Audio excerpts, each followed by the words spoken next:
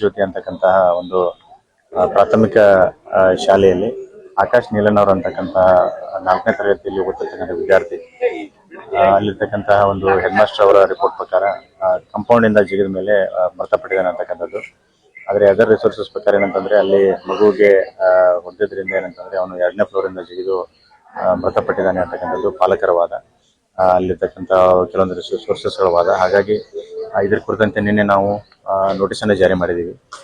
ಶಿಕ್ಷಣ ಇಲಾಖೆಯಿಂದ ಏನು ಡೈರೆಕ್ಷನ್ಸ್ ಇದಾವೆ, ಏನು ವೈಲೇಷನ್ಸ್ ಇದೆ, ಅದ್ರ ಬಗ್ಗೆ ನಾವು ಎಲ್ಲ ಅಧಿಕಾರಿಗಳ ತಂಡ ವಿಸಿಟ್ ಮಾಡಿ ನಾವು ರಿಪೋರ್ಟ್ ಅನ್ನು ತಗೊತಾ ಇದೀವಿ. ಡೆಫಿನೆಟ್ ಆಗಿ ಮುಂದಿನ ದಿನಗಳಲ್ಲಿ ವೈಲೇಷನ್ಸ್ ಪ್ರಕಾರ ಏನಂತಂದ್ರೆ ನಾವು ರಿನ್ಯೂವಲ್ ಅನ್ನ ಕ್ಯಾನ್ಸಲ್ ಮಾಡ್ತಕ್ಕಂಥ ಒಂದು ಕ್ರಮವನ್ನು ಜರುಗಿಸ್ತೀವಿ.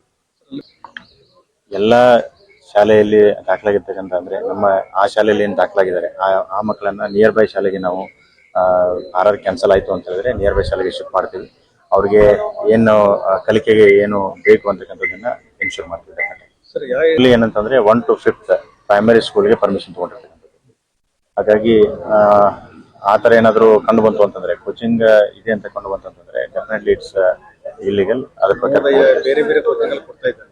ಹೌದು, ಅವರು ಆ ಥರನೂ ನ್ಯೂಸ್ ಇದೆ. ಅದ್ರ ಪ್ರಕಾರ ಏನಂತಂದ್ರೆ ಈಗಾಗಲೇ ನಮ್ಮ ಅಧಿಕಾರಿಗಳ ತಂಡ ಇವತ್ತು ನಾವು ಹೋಗಿ ಅಲ್ಲಿ ವಿಸಿಟ್ ಮಾಡ್ತಾ ಇದೀವಿ. ಅದ್ರ ಬಗ್ಗೆ ಕಠಿಣ ಕ್ರಮ ಕೈಗೊಳ್ತೀವಿ. ಇದುವರೆಗೆ PO ವಿಸಿಟ್ ಮಾಡಿಲ್ಲ, ಸಾಕಷ್ಟು ನಡೆಸ್ತಾ ಇದ್ದಾನೆ, ಕೋಚಿಂಗ್ ನಡೆಸ್ತಾ ಇದ್ದಾನೆ. ಈಗ ಹಿಂದೆನೂ ಸಹಿತ ಬೇರೆ ಬೇರೆ ಪ್ರಕರಣಗಳಲ್ಲಿ ನೋಟಿಸ್ ಜಾರಿಯಾಗಿದೆ ಅಂತ ನಮ್ಮ ಅಧಿಕಾರಿಗಳು ಹೇಳ್ತಾ ಇದ್ದಾರೆ. ಡೆಫಿನೆಟ್ ಆಗಿ ಈಗೇನು ಇನ್ಸಿಡೆನ್ಸ್ ಆಗಿದೆ, ವೆರಿ ಅನ್ಫಾರ್ಚುನೇಟ್. ಒಬ್ಬ ವಿದ್ಯಾರ್ಥಿ 4ನೇ ತರಗತಿ ವಿದ್ಯಾರ್ಥಿ ಮೃತಪಟ್ಟಿರ್ತಕ್ಕಂಥದ್ದು. ಇದನ್ನ ಶಿಕ್ಷಣ ಇಲಾಖೆ ಸರ್ಕಾರ ಬಹಳ ಗಂಭೀರವಾಗಿ ಪರಿಗಣಿಸಿದೆ. ಡೆಫಿನೆಟ್ ಆಗಿ ಏನಂತಂದ್ರೆ ಯಾರು ಕಲ್ಪಿಟ್ಟಿದ್ದಾರೆ ಅವ್ರ ವಿರುದ್ಧ ಕಠಿಣ ಕ್ರಮ ಕೈಗೊಳ್ಳುತ್ತೆ.